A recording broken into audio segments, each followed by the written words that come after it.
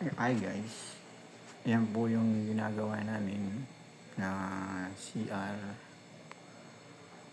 Yan po yung tinatawag na compact board.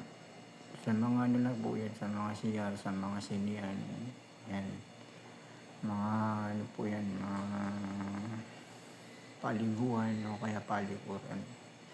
Yan po, yung umpisahan na namin yung mga paa ng mga legs ng mga compact board na partition. Yan po lahat. Yan po ay yun ang gagamitin. Piniprepare po namin na isa-isa para kinukuha na po namin yung aba niya. Yan po yung pinakasalo niya, no?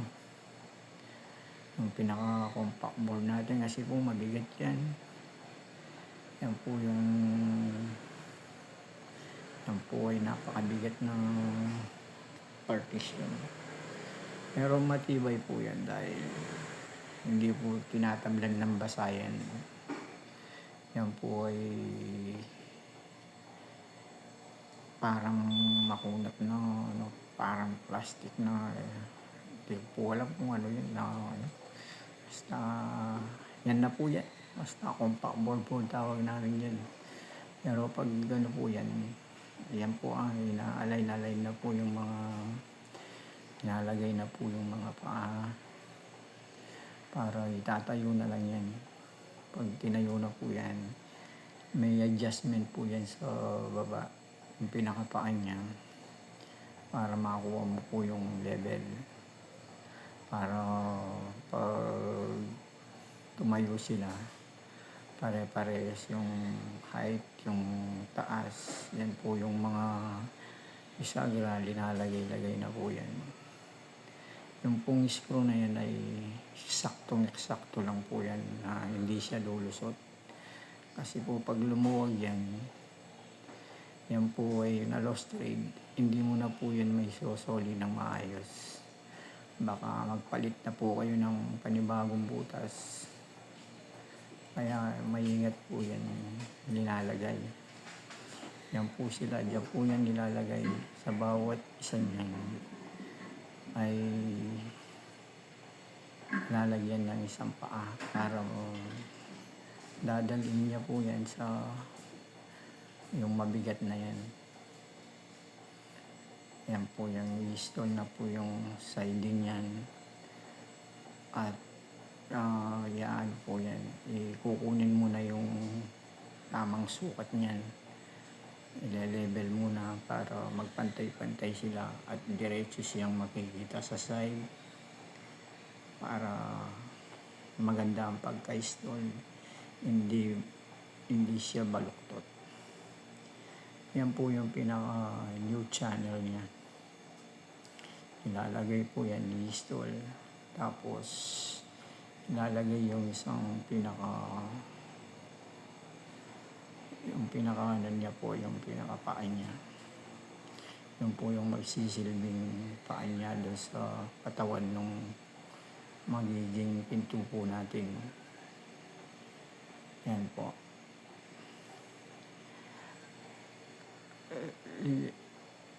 Lagi po yung nasa level.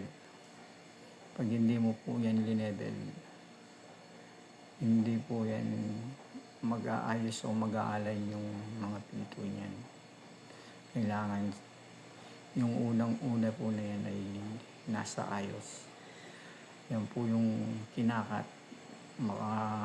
para eksakto yung ano niya. Wala pong ganyan, kaya tinabas niya po yan ng ano, yan po dyan po makikita yung mga biyasa sa mga makina. Kaya straight po yan. Mga professional po yan na wala pong guide na yan.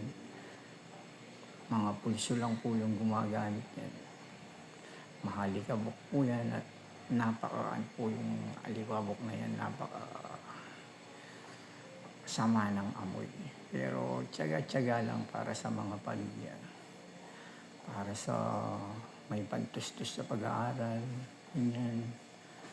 Pambuhay sa mga mahal sa buhay, sa mga magulang, sa mga magulang, at sa mga kapatid. O basta yung mahal nyo sa buhay, kung ano man yung bahala na, kung bahala na po. Kung sino man yung tinutustusan nyo. Ayan po yung mga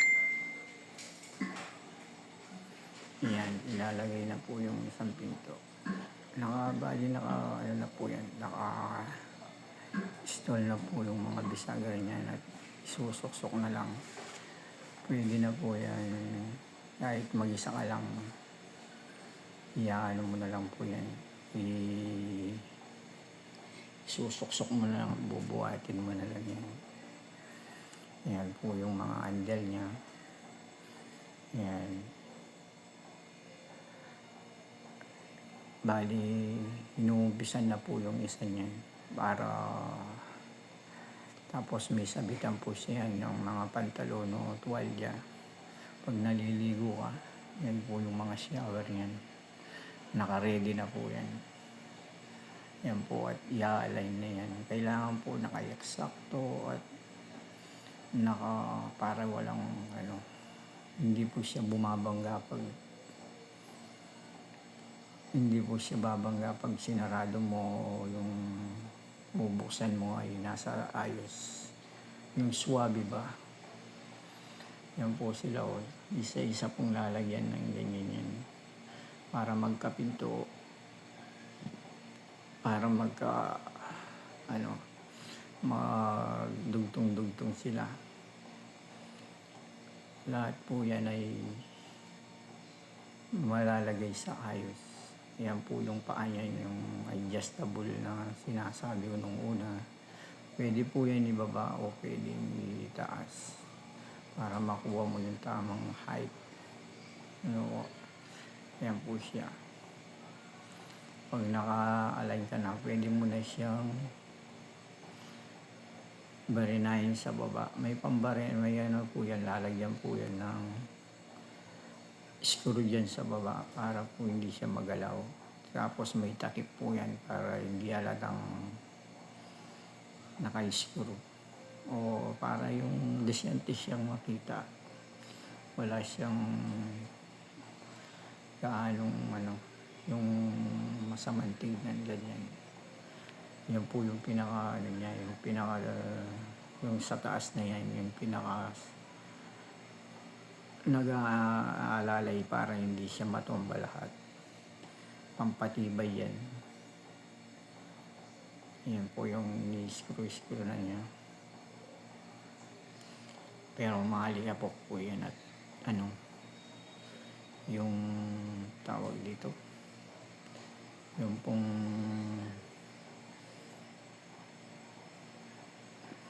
pong malinsangan kahit kasi po masikip at sadyang ganyan ay gusto mong kumita. Pero yan po ay mabilis na paglalagay. At ginabi nga po dyan dahil nagmamadali nga po para makatapos kagad. At yan po yung mga tsaka naka-prepare na po yan bago na namin linagay yan. Yung naka-eksakto na po yung iba dyan at konti na lang yung inabawas-bawasan. At yan po yung pinaka-last na part ng yung pinaka-partition. Yan linalagyan lang po namin ng kalang sa baba at yan ay magsisilbing pag-level namin yan para makuha yung tamang sukat niyan. Ayan, inalagay na po namin yung corner para yung corner na yan ay kahit mabunggo ka man hindi ka masaktan kasi po walang kanto yan. Para hindi po kayo pag nasagi ka man o nasagi mo man yan hindi ka masusugat o magagalos man lang. Yan po yung kahinaan yan. Kaya sa mga misis po diyan, shoutout po.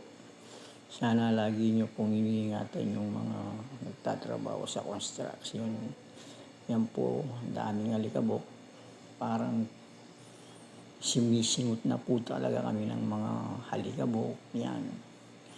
Kaya sana alagaan yung mga kami, ganyan. Para naman may mga